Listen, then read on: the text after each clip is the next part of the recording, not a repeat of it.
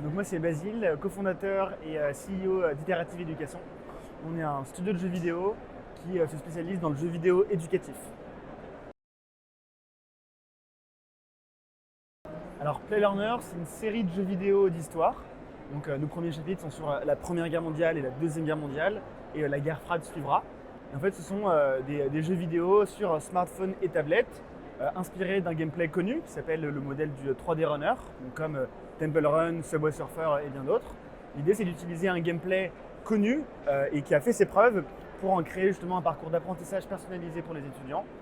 Donc on travaille avec des professeurs d'histoire pour créer vraiment un parcours d'apprentissage où c'est une véritable traversée de l'histoire, où vous devez apprendre du contenu académique, et pour avancer dans l'univers, vous allez devoir répondre à des questions, et en fonction de vos bonnes réponses, on va vous donner des munitions, des médailles et autres artefacts essentiels à votre survie dans le jeu. Alors en fait au tout début c'est parti de lecture, de vulgarisation de neurosciences qui en fait insistait sur la gamification et à quel point le jeu vidéo pouvait être un levier d'apprentissage puissant. Et nous on s'en est rendu compte dans notre équipe. On est pour la plupart des gamers, donc on joue aux jeux vidéo, et on se rend compte qu'on peut avoir une attention très justement développée sur un sujet. On est concentré pendant des heures et des heures, et on se disait si on avait le même niveau d'attention et pour se concentrer et apprendre des choses, ce serait génial.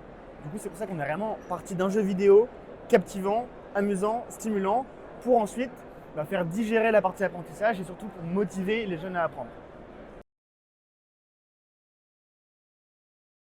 En fait, donc c'est pensé pour les jeunes. Le but, c'est vraiment de créer un outil pensé pour eux, pour qu'ils aient du plaisir et qu'ils aient envie de l'utiliser. Mais en réalité, c'est surtout un outil, un support pédagogique pour les enseignants.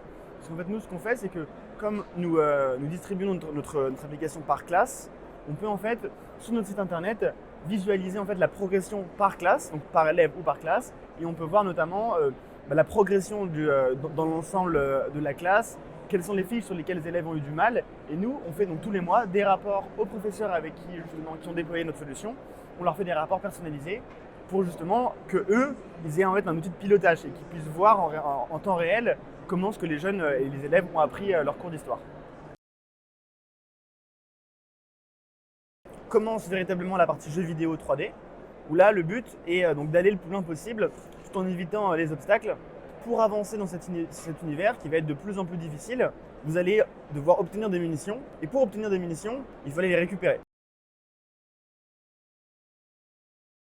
Alors justement, donc on a terminé la Première Guerre mondiale qu'on a sortie fin août, et là on est en ce moment en train de déployer sur l'Apple Store et le Play Store notre deuxième chapitre sur la Deuxième Guerre mondiale, qui du coup sera disponible dans les jours à venir, dès qu'on aura la validation d'Apple et Google.